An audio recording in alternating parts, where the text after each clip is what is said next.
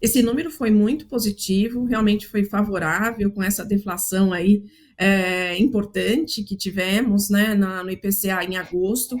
E olhando as principais contribuições, tivemos um peso importante da parte de energia elétrica, porque refletiu em agosto a entrada de bandeira verde, e no mês anterior a gente tinha bandeira amarela, então a gente teve uma queda de preços importante na parte de energia elétrica. Mesmo alimentos, né, um item tão sensível na cesta do consumidor médio brasileiro, teve deflação também, ou seja, queda de preços.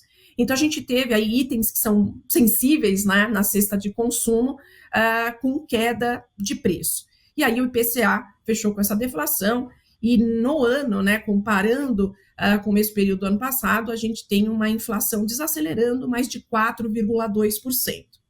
E aí essa discussão é muito interessante em relação ao Banco Central, porque, na verdade, né, nós estamos discutindo um processo de alta de juros pelo Banco Central. A inflação, apesar desse número positivo de agosto, é isso, ela no ano está em 4,2%, e a estimativa de mercado é que fique por aí ou até seja um pouco superior, porque aqui a gente tem riscos importantes para frente. Como você até estava comentando anteriormente, né, Jesus, o país enfrenta uma seca que é a maior seca em 70 anos, com mais de 50% do território nacional enfrentando esses problemas. Então, temos aqui uma condição climática muito grave que deve afetar principalmente a produção de alimentos. E isso pode ser um vetor de altista, na verdade, para preços. E, além disso, há outros elementos, né, que quando a gente olha para essa inflação à frente, a gente está vendo uma inflação mais alta que está difícil de ceder. Lembrando que a nossa meta é 3%.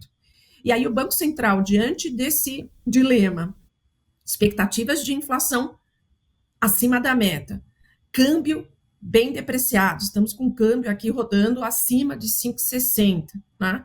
Temos esses riscos também climáticos, que obviamente, ainda que a política monetária não combata isso diretamente, mas ela tem que ficar alerta com os efeitos secundários desse choque.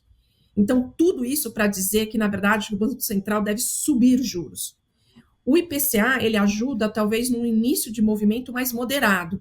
Nós esperamos, inclusive na reunião desse mês, uma alta de 25 pontos, porque havia uma discussão se ele começaria com 50 pontos de alta. E aí esse IPCA, acho que dá força para um início de movimento mais gradual. Mas a gente deve observar um pequeno ciclo de alta de juros. Nós estimamos aqui 150 pontos, ou seja, hoje a Selic está em 10,5%, e deve acabar em 12% no começo do ano que vem. Isso para tentar realmente esfriar um pouco a atividade econômica para trazer essa inflação mais próxima da meta, que é 3%, aí olhando principalmente 2025, 2026, porque esse ano já um pouco já está meio dado.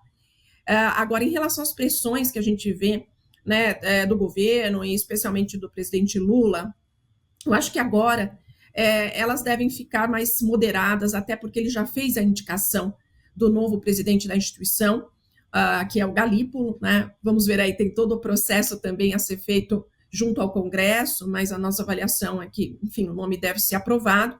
Então, nesse sentido, eu acho que já com a indicação, né, do Galípolo, que já está num claro processo de transição, acho que o presidente, o governo, de forma geral, não deve atacar tanto a instituição como fez alguns meses atrás, porque o processo aqui, a ideia é que com essa alta de juros, né, a gente consiga controlar a inflação, né, e o Banco Central consiga controlar um pouco mais essa inflação para o ano que vem, e talvez a partir de meados do ano que vem ele dê início a um processo de queda desses juros. E aí a gente vai ter os efeitos positivos, especialmente em 2026, que é um ano eleitoral.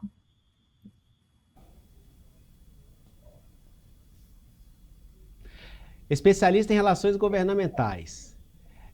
A gente vê aí o Lula com uma relação que vinha, a gente pode dizer que a tendência é de mudar, mas ainda é uma relação com o Roberto Campos Neto, com quem ele não tinha, né? Não vem tendo uma boa relação ali ao longo dos primeiros meses, 2 primeiros anos aí de mandato.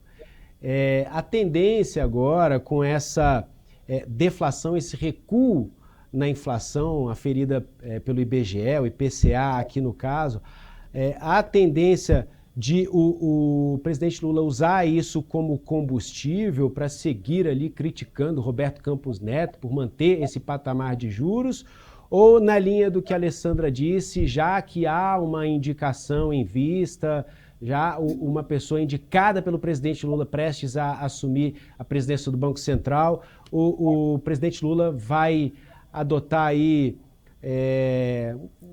um pouco mais de tranquilidade aí nessa relação, sem confronto direto? Sem dúvida, Jesus. É o que a gente espera, inclusive, porque nós acompanhamos também o impacto negativo desse tipo de atrito com a performance do mercado. E em um ano de eleições municipais, vale muito mais a pena aproveitar o efeito positivo que esse anúncio, né, que esse número pode trazer, porque a percepção de que a economia está indo bem, ou pelo menos que não foi tão mal quanto as projeções, é muito mais positivo para um palanque político do que o atrito agora, no fim de um mandato de um presidente que já está com os dias contados e que o novo ainda depende de validação pelo Congresso Nacional. Então, o que a gente espera e acredita que vai acontecer é que, de fato, até o final do mês, em especial até o final do ano, né, aí depois das eleições também, é que o foco agora é em garantir o cargo do Galípolo, né, em garantir a sabatina, a aprovação do nome dele no Congresso, do que seguir aí com os embates com o presidente do banco.